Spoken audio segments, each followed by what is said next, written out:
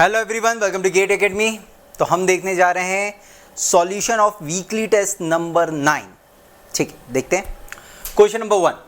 A 10 MVA 11 kV 50 Hz 3-phase star connected synchronous generator is driven at 300 rpm. The armature winding is housed in 360 slots with 6 conductors per slot. The coil span is 5/6 of a pole pitch. The flux per pole required to give 11 kV line voltage on open circuit is। ठीक है, सबसे पहले हम देखें क्या क्या हमें given है। ठीक है, हमें दिया हुआ है S3 phase 10 MVA line voltage 11 kV 50 hertz star connected.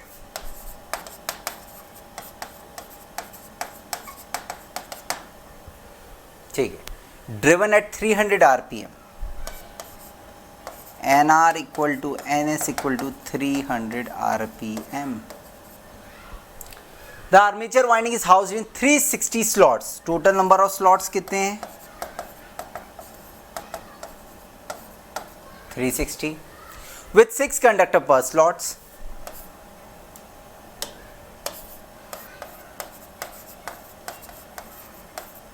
तो टोटल नंबर ऑफ कंडक्टर्स कितने हो जाएंगे? That is 6 into 360।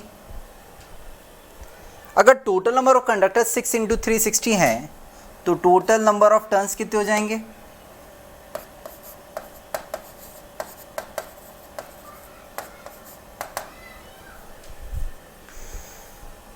दो कंडक्टर एक टर्न को रिप्रेजेंट करते हैं, तो ये हो जाएगा that is 6 into 360 divide by 2। और अगर हम थ्री फेज की बात करें तो number of turns per phase बता सकते हैं कितना होगा?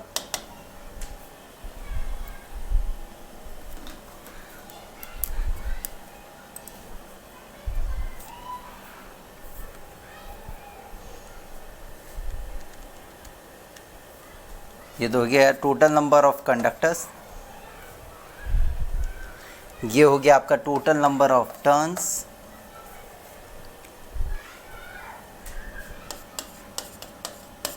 थ्री फेज है तो ये हो गया that is 360 is the number of turns per phase. Number of pole निकाल सकते हैं हमें, यहाँ पे फ्रीक्वेंसी और स्पीड दी हुई है।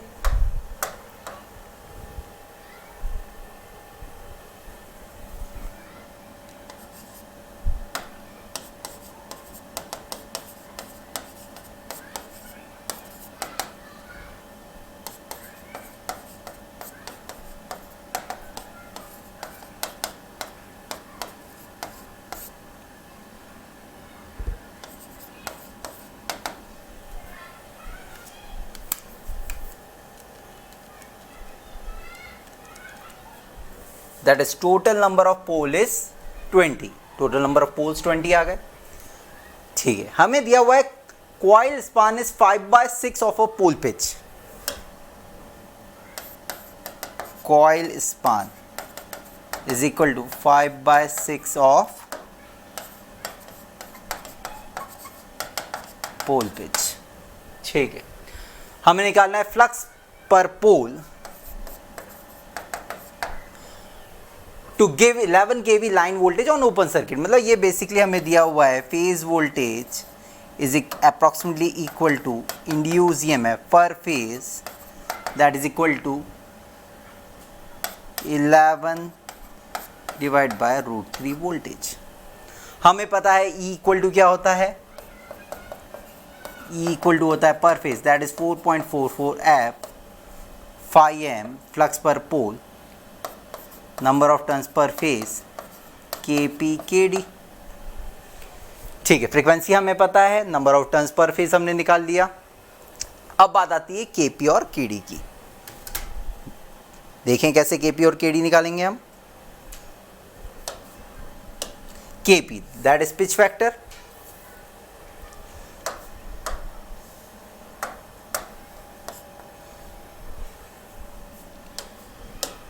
Kp सबसे पहले अगर हम बात करें Kp की तो Kp equal to what? Kp equal to हमें पता है cos alpha by 2। Alpha is the chording angle. Chording angle होता है दैट इज कितने से आपकी कॉइल शॉर्ट पिच की गई है, that is a chording angle. That is pole pitch minus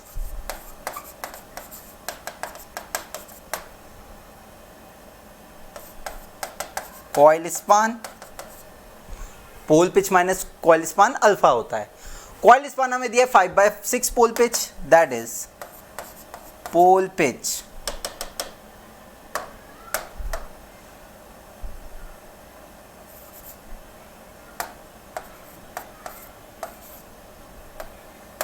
one minus 5/6 into pole pitch. Pole pitch is always 180 degree. तो यहां से हमारा कॉर्डिंग एंगल निकल आएगा.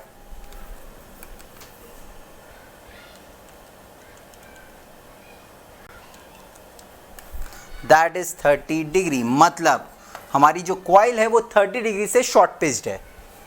ठीक है, यहाँ पे हम वैल्यू पुट कर देते हैं. That is cos 30/2 0.966. ठीक है, ये आ गया हमारा KP. सिमिलरली KD निकाल लेते हैं हम. ठीक है, KD के लिए हमें पता है KD इक्वल टू क्या होता है.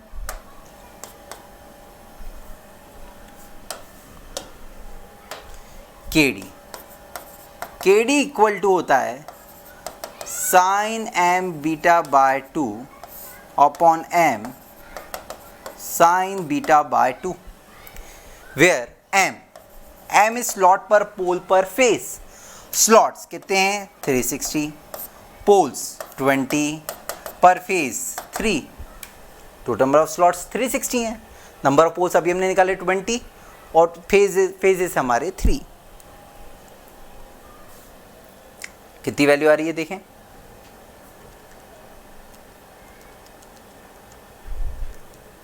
That is 6.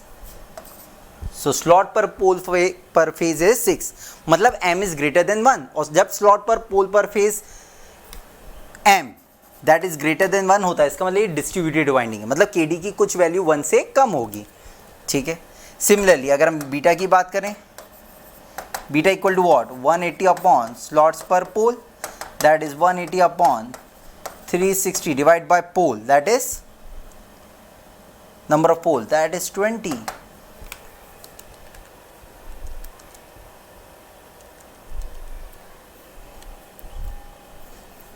That is 10 degree. Beta is what? Slot angle. Value put कर देते हैं हम. That is sine m, that is 6 into beta by 2 upon 6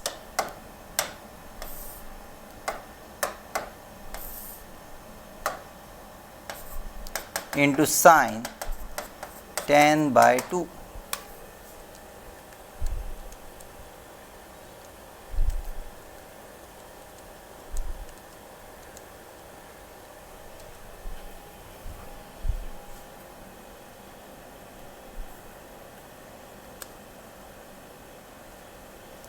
(0.956)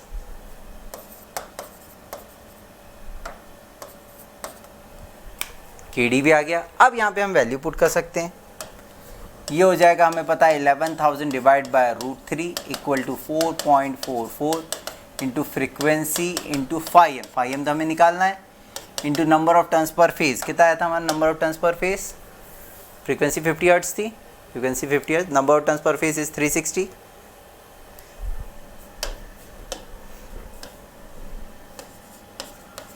into KP 0.956 into KD that is KP is 0.966. ठीक है, 0.966 and KD is 0.956. दोनों की value निकाल ली. यहाँ से हम निकाल लेते हैं phi M, that is flux per pole.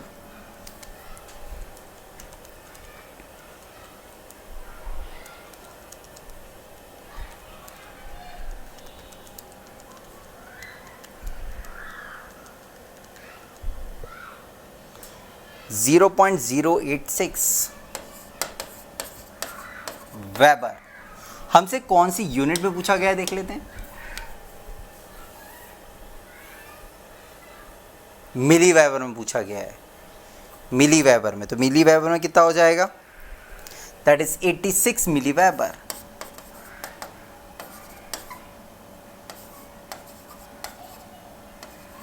NAT में हमें यही चीज़ का थोड़ा सा ध्यान रखना है, यूनिट का। कई बार क्या होता है, वैल्यूज़ हम फाइंड आउट करते हैं और वैल्यूज़ फाइंड आउट करने के बाद क्या करते हैं, उसे वैसे का वैसे ही लिख देते हैं, यूनिट हम नहीं देखते हैं।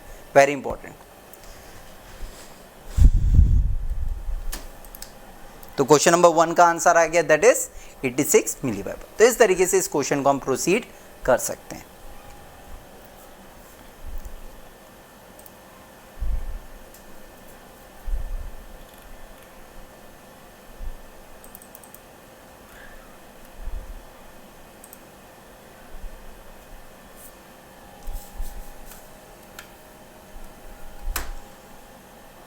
Next question,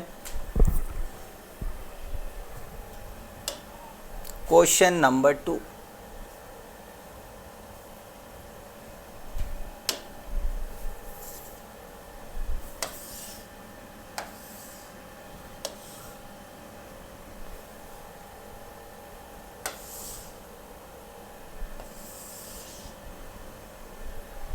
For a 3-phase winding with 3 slots per pole per phase and coil span of 8 slots, the flux density wave is in the air gap of this machine is found to be 20% third harmonics.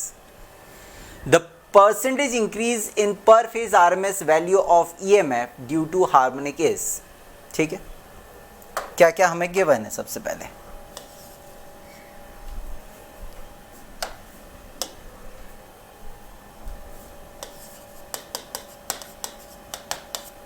हमें given एक 3 phase winding है with 3 slots per pole पर phase, मतलब M की value हमें दी है, that is 3, that is slots per pole पर फेज,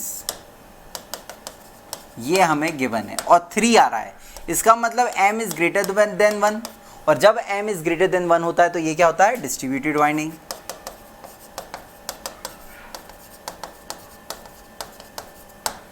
ठीक है, दूसरा हमें क्या दिया है, कॉइल स्पान दिया। अच्छा, यहाँ पे हम एक और चीज़ निकाल सकते हैं, m इज इक्वल टू हमें दिया स्लॉट पर पोल पर फेस, बट हमें एक चीज़ दी है, ये 3 फेज सिस्टम है। अगर 3 फेज सिस्टम है तो स्लॉट्स पर पोल बता सकते हैं हम कितना होगा, स्लॉट्स पर पोल, स्लॉट्स पर पोल मतलब pole pitch, that is equal to phase 3 है, 3 into 3 that is equal to 9। तो हमें स्लॉट्स पर पोल पता चल गया कितना है, that is 9, that is pole pitch. ठीक है, दूसरा में क्या दिया है, कॉइल स्पान,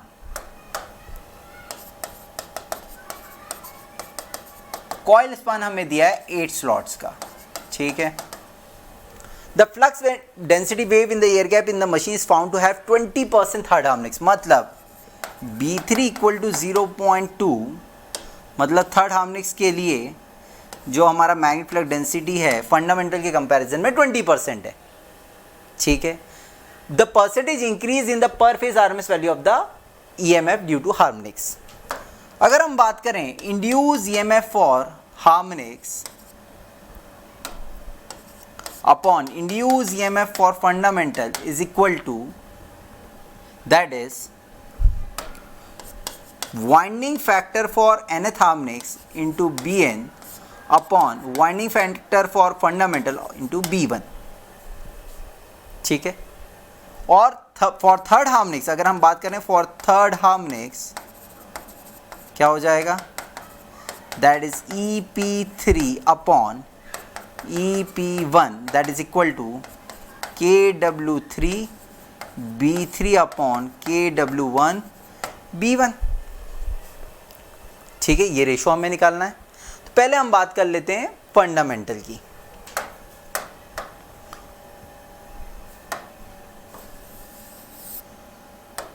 फंडामेंटल, अगर हम फंडामेंटल की बात करें तो फंडामेंटल में, ठीक है, ये तो हो गया B1, KW1 that is KP1, KW1 is what, KP1 into KD1 fundamental के लिए, KP1 is equal to what, cos alpha by 2, alpha is what, chording angle, alpha is equal to what, alpha equal to हो जाएगा that is pole pitch minus coil span, pole pitch minus coil span, यही होता है। और we can say that pole pitch तो हमें पता है कितना है pole pitch, that is 9 minus coil span is what 8। But ये है इन terms of slots, in terms of अगर ये स्लॉट्स है तो इनटू होता है ये slot angle, slot angle in terms of slot है तो इनटू स्लॉट एंगल करोगे तो आ जाएगा। इसका मतलब ये है कि आपका जो अल्फा है, अल्फा जो आ रहा है वो क्या आ रहा है, दैट इज 1 स्लॉट का आ रहा है। अगर वो 2 स्लॉट्स का होता तो हम बोलते 2 इंटू बीटा, मतलब स्लॉट एंगल, मतलब एक स्लॉट कितना एंगल कवर कर रहा है। तो इसका मतलब ये है कि दैट इज ये आ रहा है 1 इंटू बीटा। और अगर हम बीटा की बात करें तो beta equal to what, that is equal to 180 upon pole pitch, that is slot per pole, that is equal to 180 upon slot per pole, slot per पोल कितना है 9, तो ये हो जाएगा दैट इज 20 डिग्री। तो बीटा की वैल्यू 20 डिग्री है, तो इससे अल्फा की वैल्यू कितनी आ जाएगी, that is 1 into 20, that is equal to 20। मतलब दो स्लॉट्स के बीच का डिफरेंस भी 20 डिग्री है और एक कॉइल शॉर्ट पिच भी हो रही है 20 डिग्री से। ठीक है, इससे आ जाएगा हमारा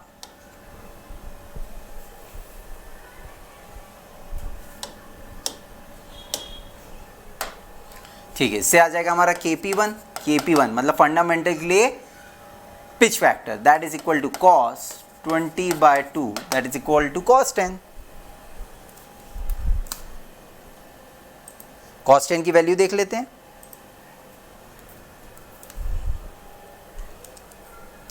(0.98485 ऑलमोस्ट 848 आ रहा है, तो 0.985, दैट इज KP1। तो आ गया हमारा KP1। Now KD1 equal to होता है that is sine m beta by 2 upon m sine beta by 2।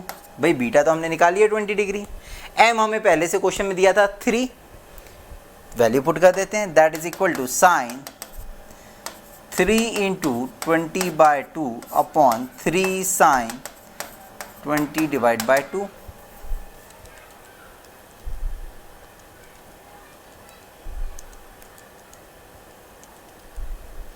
(0.96)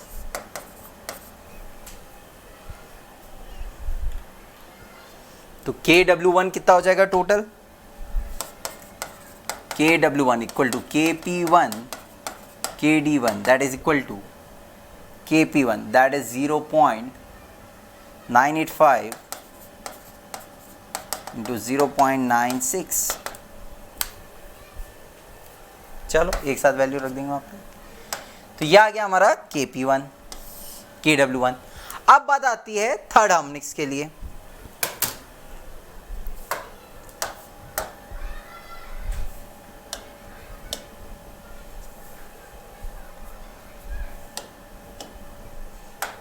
for third harmonics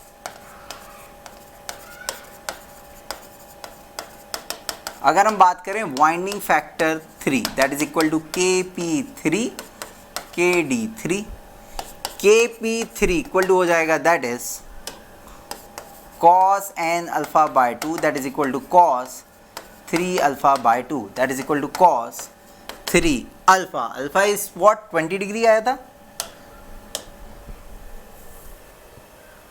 alpha is what 20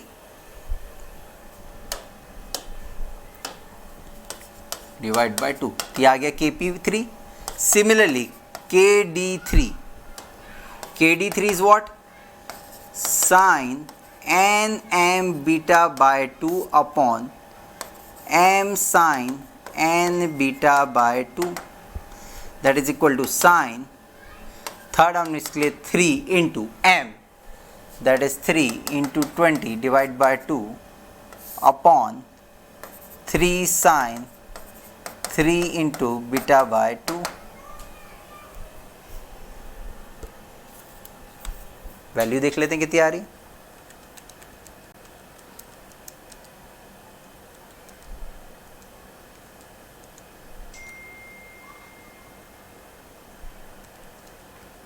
(0.667)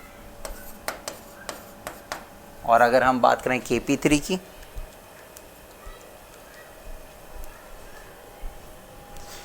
$0.866,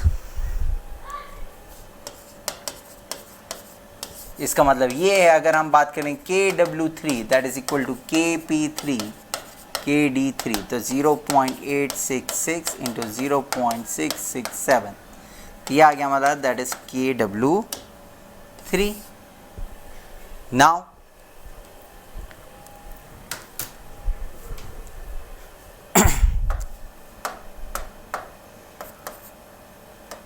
induced EMF per phase for third harmonics upon induced EMF per phase for fundamental equal to Kw3 into B3 upon Kw1 into B1 Kw3, that is 0.866 0.667 into B3. B3 कितना है? B3 था हमारा that is 0.22 of fundamental upon 0.985 into 0.96 into fundamental. तो यहाँ हमें पता चल जाएगा induce EMF per phase for third harmonics in terms of induce EMF for fundamental. Value निकाल लेते हैं.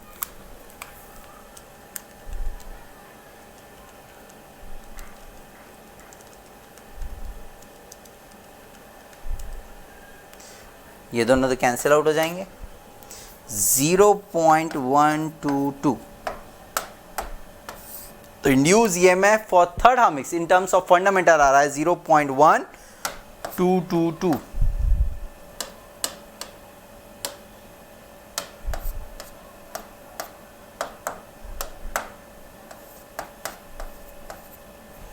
ठीक है. हमसे क्या पूछा गया था?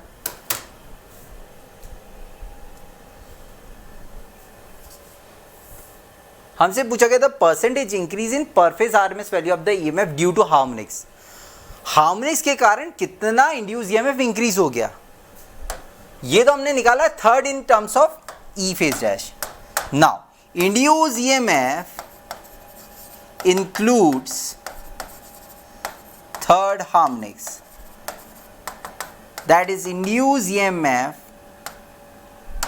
पर phase dash equal to root induced EMF per phase for third harmonics square plus induced EMF per phase of fundamental square is equal to square root of per phase 0.122 induced EMF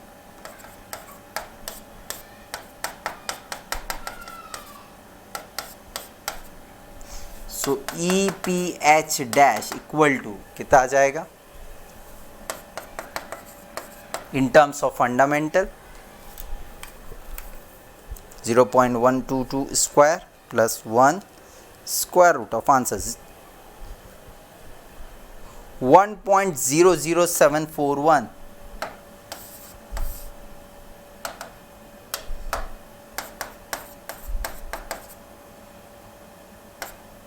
ठीक है. now percentage change in induced EMF, percentage change in induced EMF that is equal to E phase dash minus induced EMF without without harmonics, that is fundamental, upon EPH1 that is equal to induced EMF per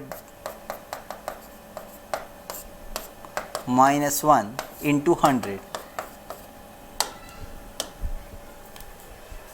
यही होगा.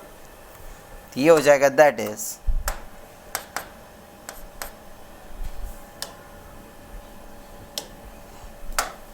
Value put कर देते हैं. ये हो जाएगा 1.00741 induce EMF per phase for fundamental upon induce EMF per phase for fundamental minus 1.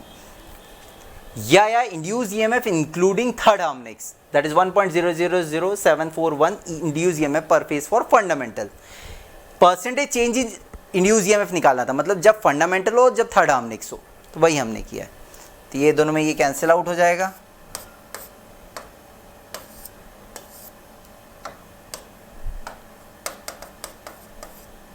ऐसे देख लेते कितनी वैल्यू आ रही है।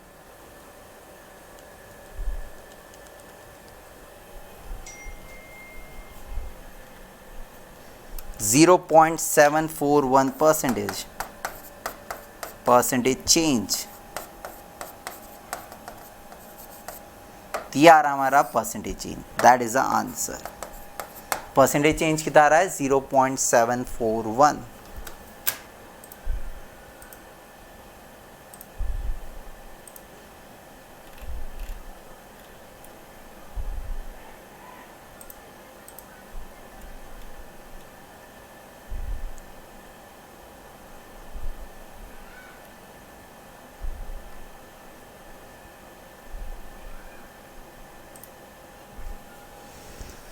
Now next question, question number 3.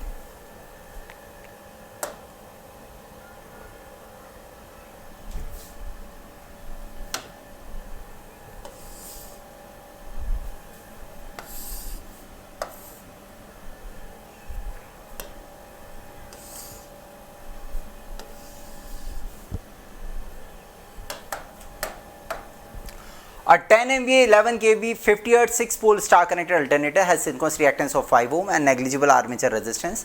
The alternator is delivering rated current at rated voltage with excitation EMF 1.2 times of the rated voltage. The load power factor is, ठीक है, हमें क्या गिवन है देख लें हम पहले। S3 phase equal to 10 MVA, ठीक है, line voltage equal to 11,000 volt, 50 Hz 6 pole star connected alternator has a synchronous reactance of 5 ohm, RA equal to 0, ठीक है। ये बता रहे हैं कि डिलीवर कर रहा है रेटेड करंट। अब रेटेड करंट क्या है? रेटेड करंट होगा that is 10 into 10⁻6 upon 10 MVA है, ठीक है, अपॉन √3 इंटू लाइन वोल्टेज। यहाँ से रेटेड करंट निकल आएगा क्योंकि ये रेटेड वैल्यू ही हमें दी है।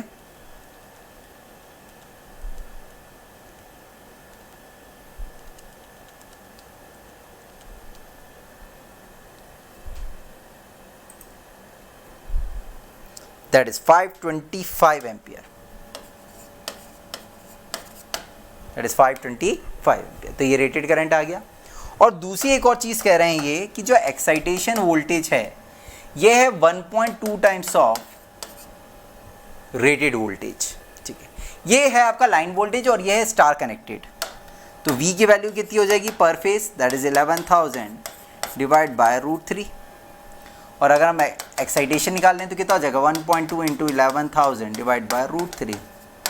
वैल्यू निकाल लेते हैं 6351।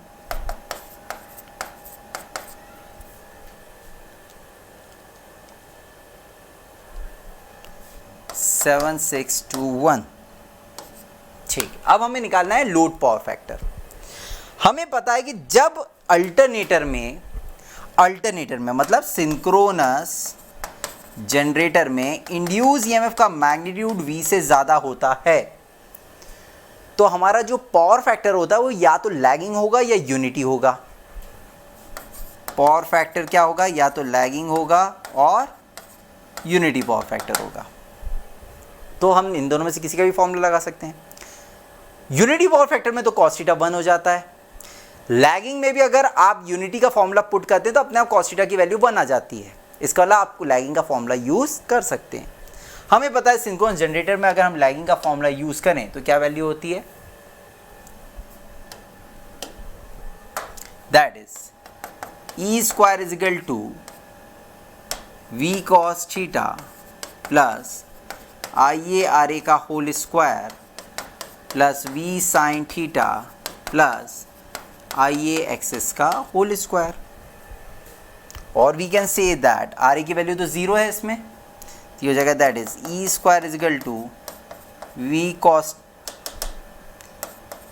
cos थीटा का होल स्क्वायर प्लस RA की वैल्यू 0 गई, इसको हम ओपन कर देते हैं, V sin थीटा का होल स्क्वायर प्लस IA का whole square plus 2V sin theta IA।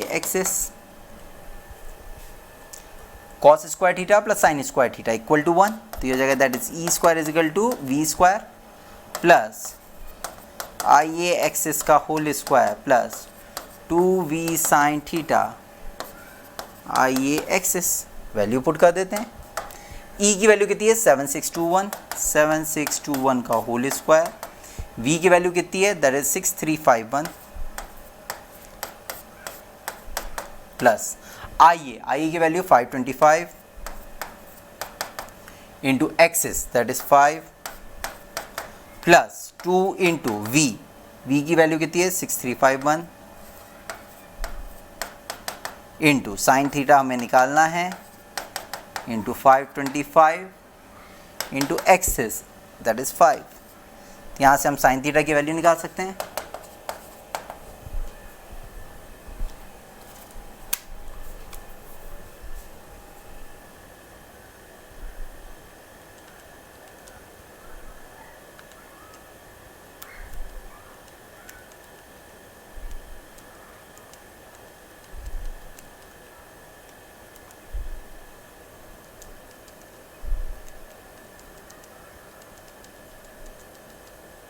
Zero point 3255 यहाँ से हम कॉस थीटा भी बता सकते हैं, थीटा की वैल्यू निकाल के साइन इनवर्स कर देते हैं cos of angle 0.945 that is answer.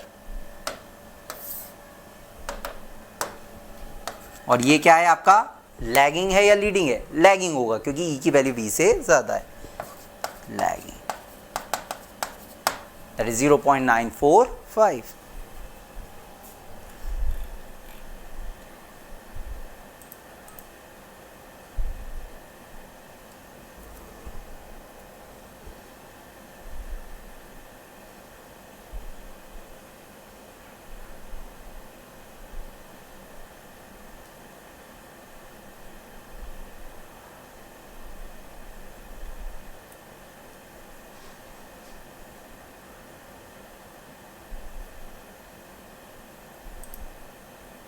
चलिए नेक्स्ट क्वेश्चन देखते हैं।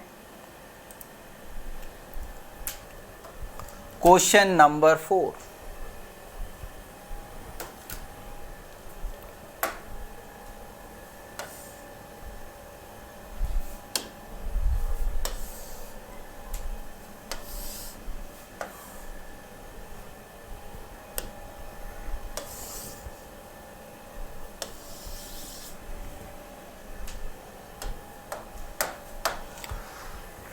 A three-phase alternator delivers power to a balanced three-phase load of power factor 0.5 leading।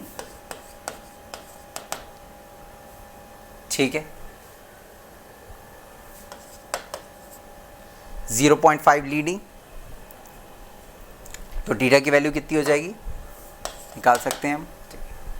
It is observe that the open circuit EMF phasor मतलब E leads the corresponding terminal voltage leads V by 20 degree. ठीक है, neglecting the effect of harmonics, the angle between the axis of the air gap excitation MMF मतलब ये बात कर रहे हैं FF and axis of armature MF और FA के बीच में एंगल कितना होगा, यही पूछ रहे हैं। ठीक है, हमें पता है ये होता है आपका phi F F F phi F. अगर इस पर्टिकुलर डायरेक्शन में रोटेट कर रहा है N R equal to N S से, तो हमें पता है कि जो एफ एफ और फाई एफ होता है उससे ई एफ हमेशा लैग करता है।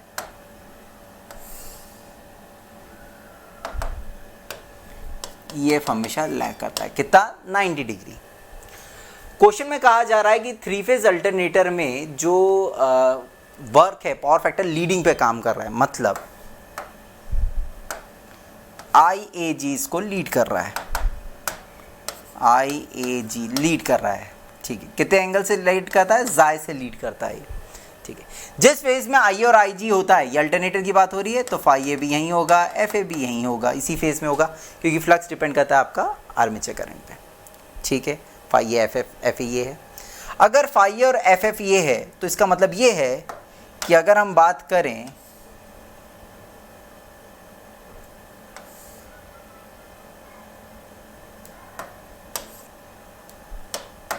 दोनों के रिजल्टेंट का, क्योंकि हमें पता है जो फाई आर होता है, phi R is equal to होता है that is phi A plus phi F. जो रिजल्टेंट फ्लक्स होता है एयर गैप फ्लक्स, वो होता है फाई और एफ ए का रिजल्टेंट। मतलब ये आ गया, इसी फेज में फाई आर होगा, इसी फेज में एफ आर होगा, और इससे 90 डिग्री लैग करता है, दैट इज ई आर।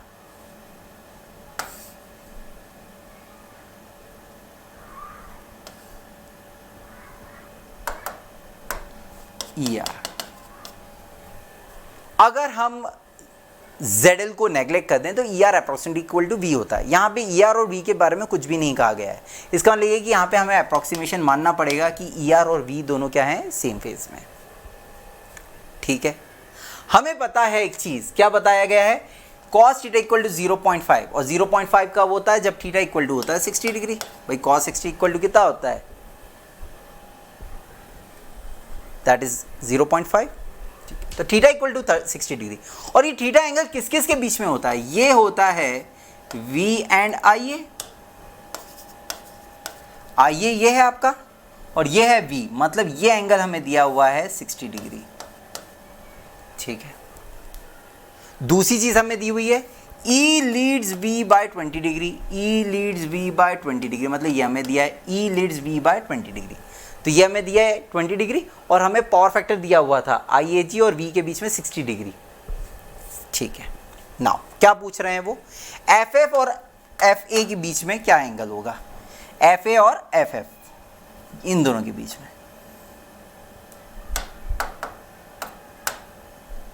इन दोनों के बीच में एंगल कितना होगा, FF और FA के बीच में। ठीक है, ये हमें फाइंड आउट करना है। ठीक है, हमें पता है कि EF से V यहां पे लीड कर रहा है। इसका मतलब ये है जो एंगल EF और V के बीच में होता है, मतलब EF और ER के बीच में जो एंगल होता है 20 डिग्री, वही एंगल इन दोनों के बीच में भी होगा। देखो क्यों, क्योंकि EF से 90 डिग्री ये लैग कर रहा है, फाई आर से 90 डिग्री ये लैग कर रहा है, मतलब सॉरी ये दो नहीं, ये वाला एंगल, ये इसके बीच में 90 डिग्री है और इसके बीच में 90 डिग्री है।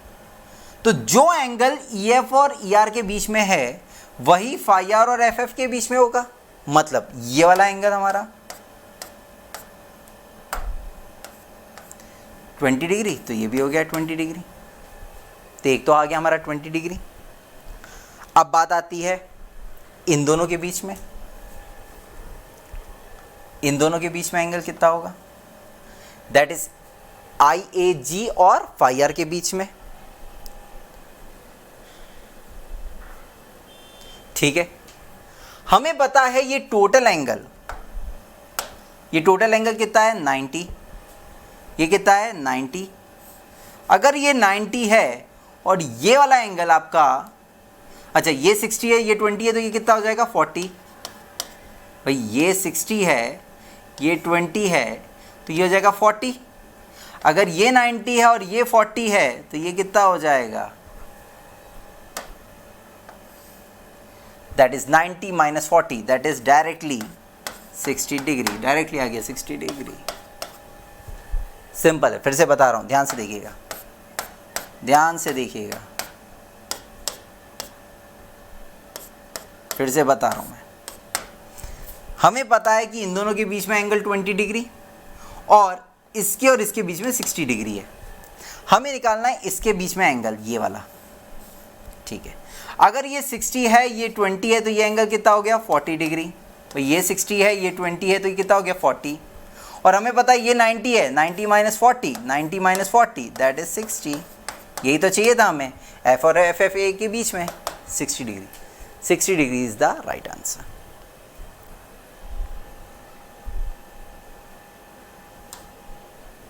तो इस तरीके से हम ये एंगल निकाल सकते हैं। कई तरीके हैं वैसे निकालने के, ये तो हमने एक तरीका देखा। और ये एंगल निकाल लेते, आप ये दोनों के बीच का एंगल निकाल लेते तो भी फाइंड आउट कर सकते हैं।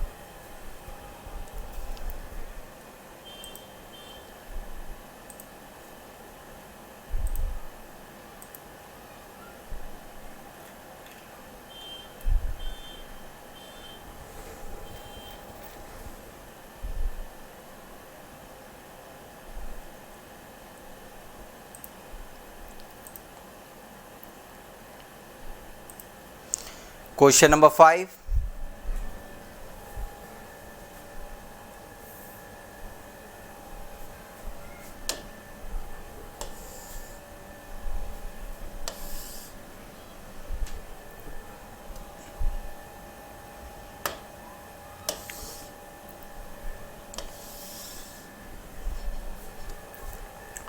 An alternator is operating on infinite bus bar at unity power factor with fixed steam input. मतलब steam input में कोई चेंज नहीं कर रहा है, मतलब real power constant. If the excitation decreases, then the machine will operate at lagging power factor and absorb Q, operate at lagging power factor and deliver Q, operate at leading power factor and absorb Q, operate at leading power factor and deliver Q.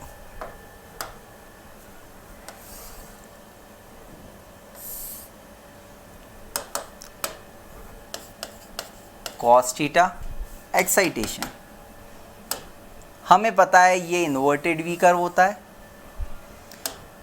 ये होता है आपका unity power factor. Question में कहा गया था एक alternator है जो कि ऑपरेट कर रहा है इनफाइनाइट बस बार पे एट यूनिटी पावर फैक्टर, मतलब वो यहां कहीं ऑपरेट कर रहा है, मतलब उस समय जो एक्साइटेशन है वो नॉमिनल एक्साइटेशन, ना ओवर एक्साइटेशन है ना अंडर एक्साइटेशन है।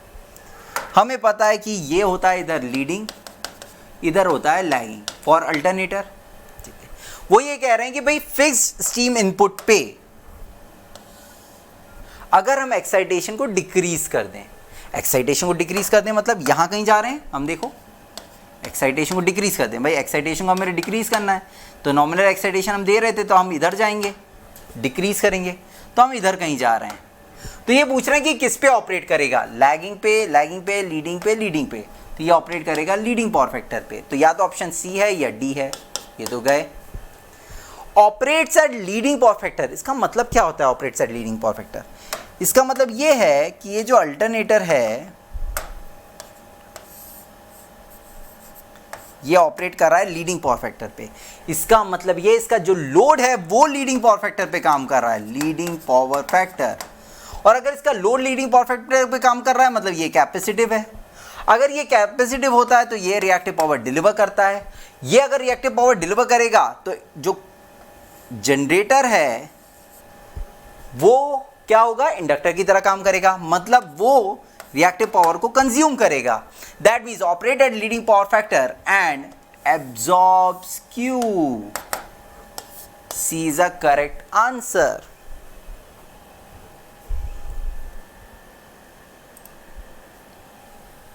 तो जब भी हम कहते हैं generator works at leading power factor मतलब उसका लोड लीडिंग है, मतलब उसका लोड कैपेसिटिव है, मतलब उसके लोड में कैपेसिटर, तो खुद किसकी तरह, इंडक्टर, और इंडक्टर क्या करता है, रिएक्टिव पावर एब्जॉर्ब करता है, तो absorbs Q।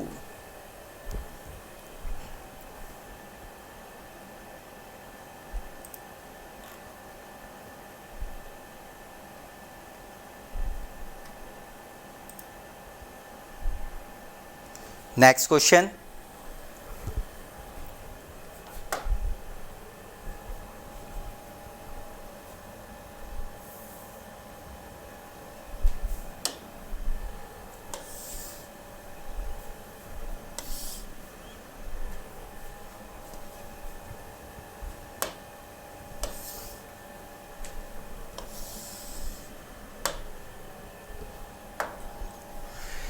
in synchronous alternator which of the following coils will have EMF closer to sine waveform?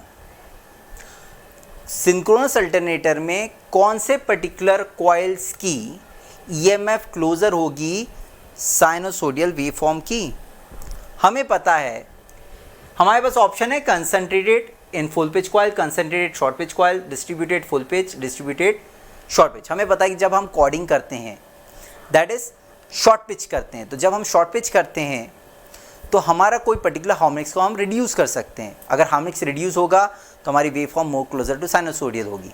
इसका मतलब ये है या तो ये ऑप्शन होगा या ये ऑप्शन होगा। सिमिलरली डिस्ट्रीब्यूटेड और कंसंट्रेटेड वाइंडिंग, डिस्ट्रीब्यूटेड वाइंडिंग में केडी फैक्टर, जब हम डिस्ट्रीब्यूशन करते हैं तो वहाँ पे भी हमारे हार्मोनिक्स रिड्यूस होते हैं, मतलब वहाँ पे भी closer to the waveform. That is distributed in short pitch coils से हमारा क्या होता है, that is EMF closer to sine waveform बनता है।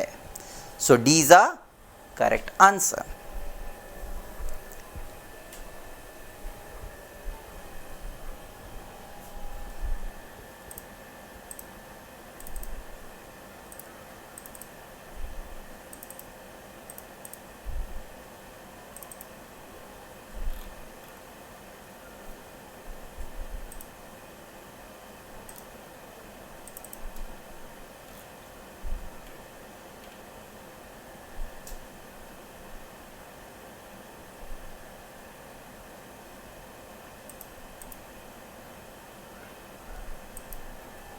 Next question,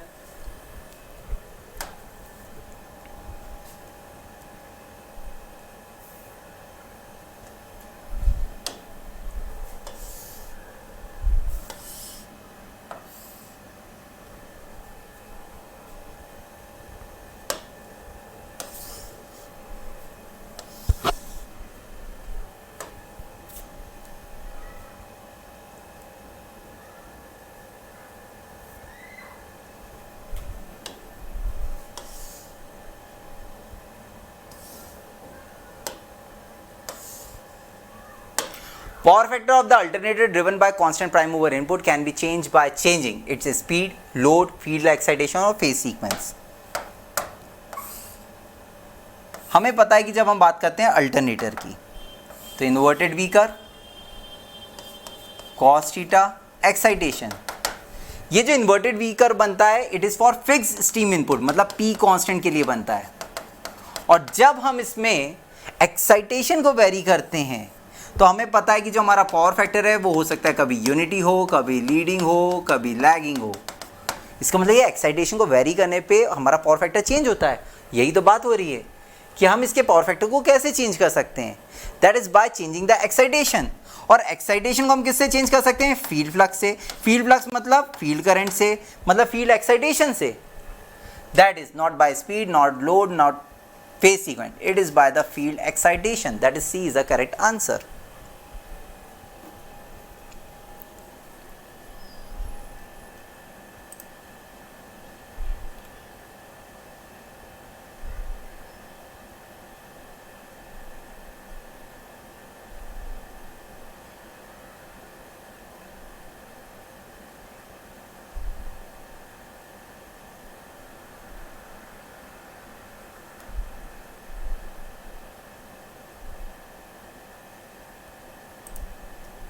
next question, question number 8,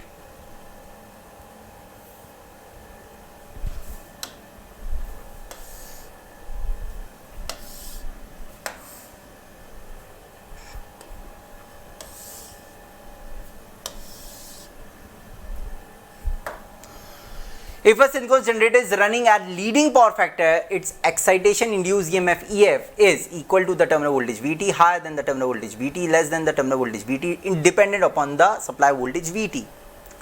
जब हम बात करते हैं जनरेटर की, जनरेटर में नॉर्मली हमें पता है कि induce EMF is greater than V, भाई होना यही चाहिए। Magnitude of E is greater than V, क्यों? क्योंकि E ज़्यादा प्रोड्यूस होता है, ड्रॉप होके हमें V मिलता है। बट ये हमेशा नॉर्मली, मतलब ये मिलेगा हमें लैगिंग और यूनिटी पावर फैक्टर पे। बट अगर हम लीडिंग पावर फैक्टर की बात करें तो लीडिंग पावर फैक्टर में उल्टा हो जाता है, that is E less than V। और ये बात कर रहे हैं लीडिंग पावर फैक्टर की, तो लीडिंग पावर फैक्टर में एक्साइटेशन इंड्यूस EMF EF क्या होगा? Less than V, less than terminal voltage V। C is the correct answer. तो लैगिंग और यूनिटी पावर फैक्टर में E की वैल्यू V से ज़्यादा होती है, बट लीडिंग पावर फैक्टर में E की वैल्यू V से कम होती है in case of alternator.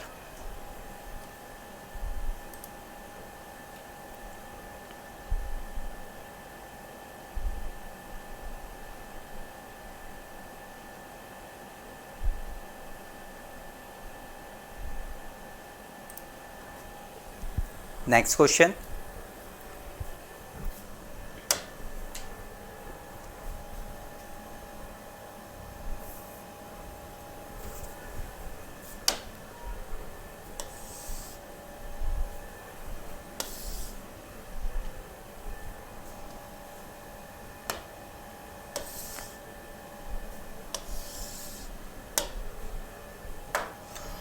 a synchronous generator connected to an infinite bus is under-excited. Considering only the reactive power from the point of view of the system, the machine acts as a capacitor, inductor, resistor or RL circuit.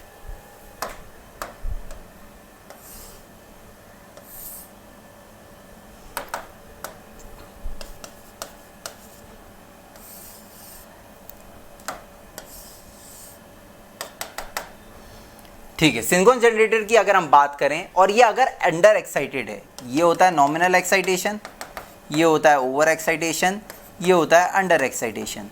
और under excitation में ये work करता है leading power factor पे, over excitation में ये work करता है लैगिंग पावर फैक्टर पे। मतलब ये कह रहे हैं कि अंडर एक्साइटेड है, मतलब वो यहाँ कहीं काम कर रहा है, यहाँ कहीं, मतलब अंडर एक्साइटेड है, मतलब ये लीडिंग पावर फैक्टर पे काम कर रहा है। That means in this particular case synchronous generator works at leading power factor. ठीक है, अगर synchronous generator leading power factor पे काम कर रहा है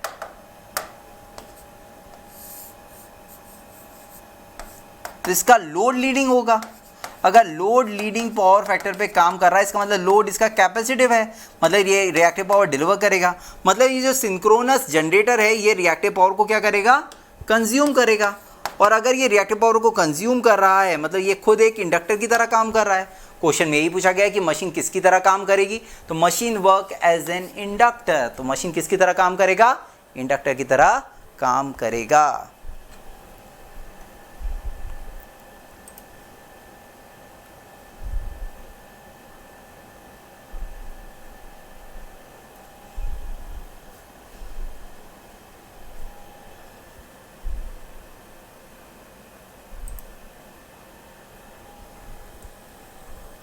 नेक्स्ट क्वेश्चन देखते हैं, question number 10।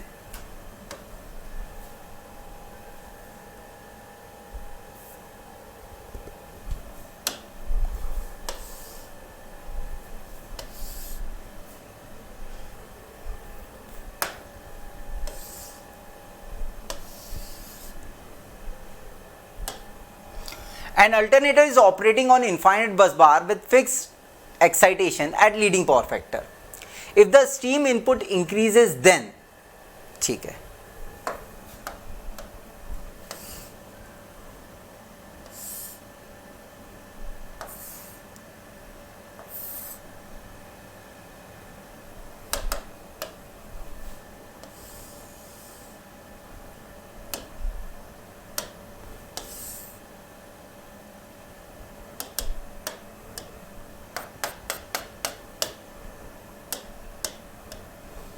Power factor versus excitation, armature current versus excitation.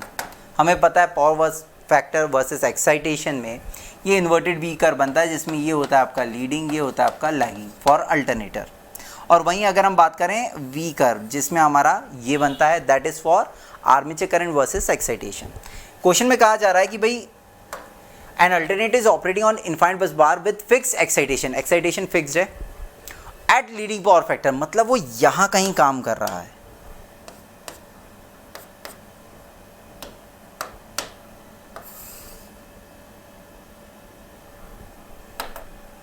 मतलब वो यहां कहीं काम कर रहा है अंडर एक्साइटेशन में, लीडिंग पावर फैक्टर पे काम कर रहा है मतलब वो अंडर एक्साइटेड है।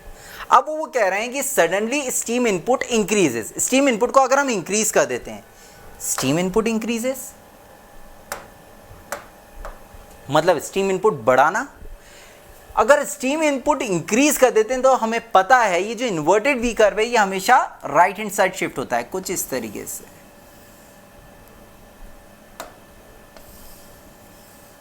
और जो वी कर्व होता है ये ऊपर की तरफ शिफ्ट होता है कुछ इस तरीके से। अब देखो एक्साइटेशन आपका फिक्स है, मान लो यहां पे एक्साइटेशन था ई डैश, तो वो फिक्स है, एक्साइटेशन में चेंज नहीं हुआ। अब आपका आ गया नया कर्व, पुराना कर्व गायब कर दो, ये है पुराना कर्व, नया कर्व, मतलब ये वर्क करेगा कहीं यहां पे। अब जरा हम ऑप्शन देखें क्या बोल रहे हैं, पावर फैक्टर डिक्रीजेस। क्या पावर फैक्टर डिक्रीज हो रहा है, देखो जरा, पहले पावर फैक्टर ये था, अब पावर फैक्टर ये है, तो यहां से यहां पावर फैक्टर आ गया, मतलब पावर फैक्टर डिक्रीज हो रहा है। A is right, power factor decrease हो रहा है। देखिए पावर फैक्टर डिक्रीज हो गया। Armature current decreases, armature current क्या डिक्रीज हो रहा है, चेक करते हैं। पहले ये वैल्यू थी, अब ये वैल्यू हो गई है, पहले यहां पे वर्क कर रहा था, अब यहां पे वर्क कर रहा है। आर्मेचर करंट इंक्रीज हो रहा है, डिक्रीज नहीं हो रहा है। Torque angle increases, torque angle मतलब डेल, हमें पता है P is equal to E V upon Xs sine del. Question में कहा गया है कि एक्साइटेशन कांस्टेंट है, एक्साइटेशन कांस्टेंट, इनफाइनाइट बस मतलब वोल्टेज कांस्टेंट, फ्रीक्वेंसी मतलब एक्सेस कांस्टेंट, मतलब ये पूरा टर्म कांस्टेंट, और पावर को हम बढ़ा रहे हैं। स्टीम इनपुट इंक्रीजेस मतलब रियल पावर इंक्रीजेस, तो साइन डेल इंक्रीज होगा, साइन डेल इंक्रीज होगा तो डेल इंक्रीज होगा। इसका मतलब C is right one, torque angle increases. Now D point, active power increases, दिख रहा है भाई एक्टिव पावर पी तो इंक्रीज हो गई, तो ये तो सही है, active power increases. Reactive power increases, इसको हम देख लेते हैं। हमें पता है कॉस थीटा क्या हो रहा है, डिक्रीज हो रहा है, कॉस थीटा डिक्रीजेस मतलब थीटा इंक्रीजेस। भाई कॉस थीटा अगर डिक्रीज होता है तो थीटा इंक्रीज होता है, साइन थीटा अगर आपका थीटा इंक्रीज हो रहा है तो साइन थीटा इंक्रीज हो रहा है। Reactive power Q equal to क्या होता है, वी आई साइन थीटा। अगर आपका साइन थीटा इंक्रीज होगा तो रिएक्टिव पावर इंक्रीज होगा, मतलब ये आपका सही है कि भाई ये इंक्रीज हो रहा है, that is D is also right. So answer is A, C and D, 3 options are right, MSQ। Clear है? सो क्वेश्चन नंबर 10 का आंसर है ए, सी और डी, से बी है जो गलत है, बाकी तीनों सही है। तो ये थे हमारे 10 क्वेश्चन इस वीकली टेस्ट के। आई होप आप लोग की प्रिपरेशन अच्छी चल रही होगी। लाइव क्लास के स्टूडेंट तो मेरे को डेली मिलते ही हैं, जो लाइव क्लास के स्टूडेंट्स नहीं हैं उनकी भी तैयारी बढ़िया चल रही होगी, और अगर वो वीकली टेस्ट दे रहे हैं उनके अच्छे वीकली टेस्ट जा रहे होंगे, सीखने को मिल रहा होगा आपको, गलतियाँ आप कर रहे होंगे, ठीक है, और उसको सुधार भी रहे होंगे, ठीक है। तो नेक्स्ट वीकली टेस्ट पे हम मिलेंगे, जो 10th नंबर का वीकली टेस्ट है, सिंक्रोनस मशीन का ही नेक्स्ट पार्ट आने वाला है जिसमें कि, तो मिलते हैं नेक्स्ट वीकली टेस्ट में। Thank you.